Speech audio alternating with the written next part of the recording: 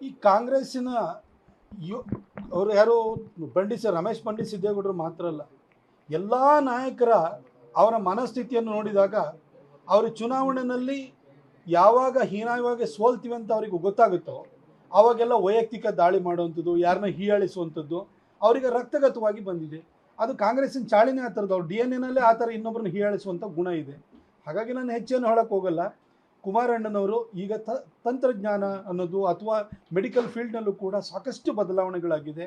Operations ಅನ್ನೋದು ಇವತ್ತು ಯಾವುದನ್ನು ಕೂಡ ಭಾಳ ಸರಳವಾಗಿ ಸುಲಭವಾಗಿ ಟೆಕ್ನಾಲಜಿಯನ್ನು ಬಳಸ್ಕೊಂಡು ಮಾಡ್ತಿದ್ದಾರೆ. ಕುಮಾರಣ್ಣನು ಕೂಡ ಆ ರೀತಿ ಒಂದು ಆಪರೇಷನ್ಗೆ ಒಳಗಾಗಿ 3 ದಿನದಲ್ಲಿ ಡಿಸ್ಚಾರ್ಜ್ ಆಗಿ, ಚುನಾವಣೆ ಇದೆ, ರಾಜ್ಯಕ್ಕೆ ಒಳ್ಳೆಯದಾಗಬೇಕು, ರಾಜ್ಯಕ್ಕೆ ನ್ಯಾಯ ಸಿಗಬೇಕು, ಕಾವೇರಿಯ ಏನು ನಮ್ಮ ಏನು ಬೇಸಿನ್ ಇದೆ ಅಲ್ಲಿ ಮಳೆ ಇಲ್ದಲೆ ನಮಗೆ ಆ ಕನ್ನಂಬಾಡಿ ಕಟ್ಟೆಯಲ್ಲಿದ್ದಂಥ ನೀರನ್ನು ಉಳಿಸ್ಕೊಳ್ಳೋಕ್ಕಾಗ್ದಲೆ ತಮಿಳ್ನಾಡಿಗೋಸ್ಕರ ಸ್ಟಾಲಿನ್ ಜೊತೆಗೆ ಮೈತ್ರಿಗೋಸ್ಕರವಾಗಿ ಎಲ್ಲವನ್ನೂ ಕಾಂಪ್ರಮೈಸ್ ಮಾಡ್ಕೊಳ್ತಿರುವಂಥ ಈ ಸರ್ಕಾರ ಅದಕ್ಕೆ ಹೆಚ್ಚು ಸ್ಥಾನಗಳು ಸಿಕ್ತು ಅಂತ ಹೇಳಿದರೆ ಕರ್ನಾಟಕ ಗಂಡಾಂತರ ಬರುತ್ತೆ ಅನ್ನೋ ಕಾರಣಕ್ಕೆ ತಮ್ಮ ಆರೋಗ್ಯವನ್ನು ಲೆಕ್ಕಿಸದಲೆ ಅವರು ಚುನಾವಣಾ ಕಣಕ್ಕೆ ಸ್ವತಃ ಬಂದು ಇಳಿದಿದ್ದಾರೆ.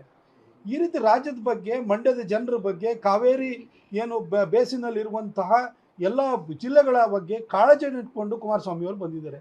ಅದನ್ನು ಅರ್ಥ ಮಾಡಿಕೊಂಡು ಅದ್ರ ಬಗ್ಗೆ ಒಂದು 4 ಮೆಚ್ಚುಗೆ ಮಾತಾಡಲಿಲ್ಲ ಅಂದ್ರೂ ಕೂಡ ತಟಸ್ಥವಾಗಿ ಯಾರು ಇರ್ಬೋದು. ಆದರೆ ಕುಹಕದ ಮಾತಾಡ್ತಿದ್ರೆ ಅಂದರೆ ಮಂಡ್ಯದ ಜನ ಸ್ವಾಭಿಮಾನಿಗಳು.